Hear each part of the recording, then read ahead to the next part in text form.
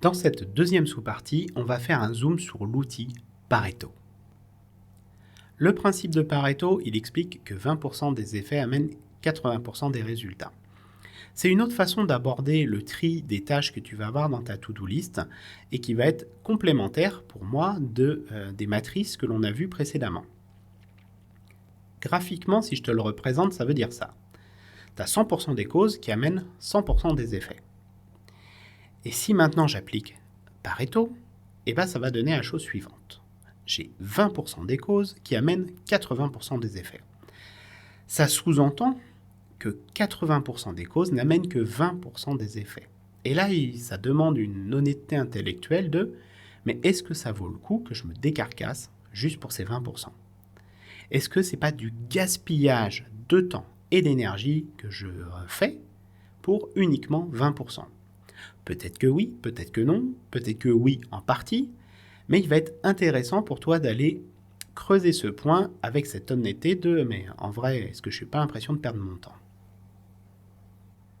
Un point qui est intéressant avec Pareto, c'est qu'on va pouvoir appliquer Pareto à lui-même. Et donc si on applique Pareto à Pareto, on va se retrouver avec la chose suivante. Donc on a nos 20-80 que on vient de voir, et sur les 20% des causes, si on applique Pareto, qu'est-ce qui va se passer?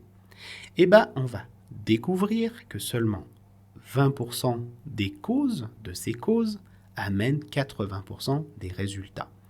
Si je te le dis autrement, tu vas avoir 4% des causes de ce que tu fais au quotidien qui va amener 64% de tes résultats. Et là, de la même façon, ça te permet de poser cette question de finalement, dans ce que tu réalises au quotidien, sur une semaine, au cours d'une année, il y a très très peu de choses qui vont finalement vraiment compter et vraiment avoir des effets. L'idée, pour éviter de gaspiller du temps, ça va être de chercher justement ces tâches qui sont dans ces 4% pour en tirer la moelle, le pur jus si tu préfères. Souvent les explications sur Pareto, elles s'arrêtent là. On a de la théorie, on la comprend grosso modo, mais on a une difficulté à voir comment la mettre en pratique. Et c'est ce qu'on va faire immédiatement.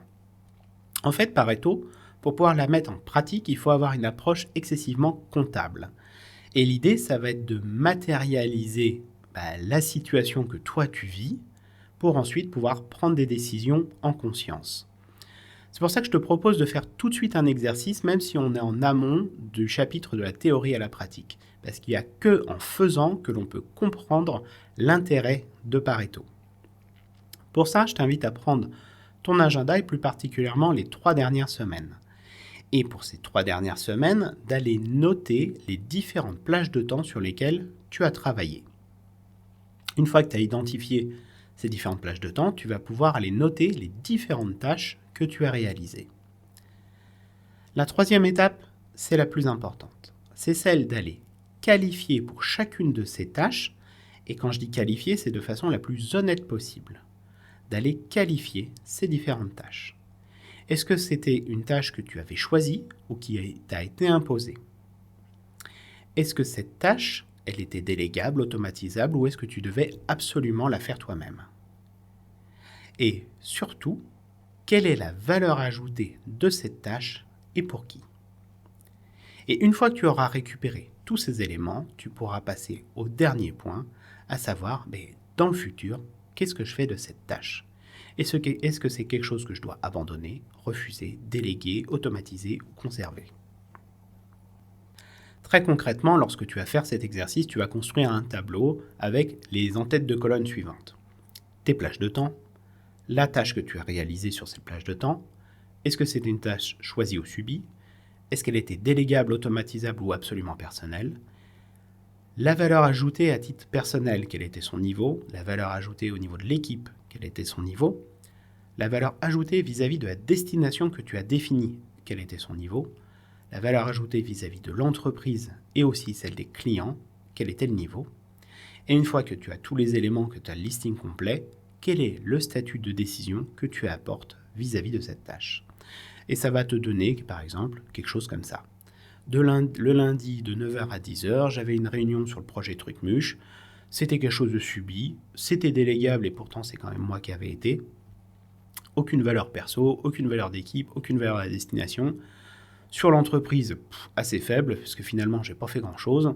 Et pour les clients, aucune. Donc le statut, demain, c'est quelque chose que tu pourras peut-être déléguer vis-à-vis d'une personne qui est peut-être plus experte en plus que toi sur le sujet.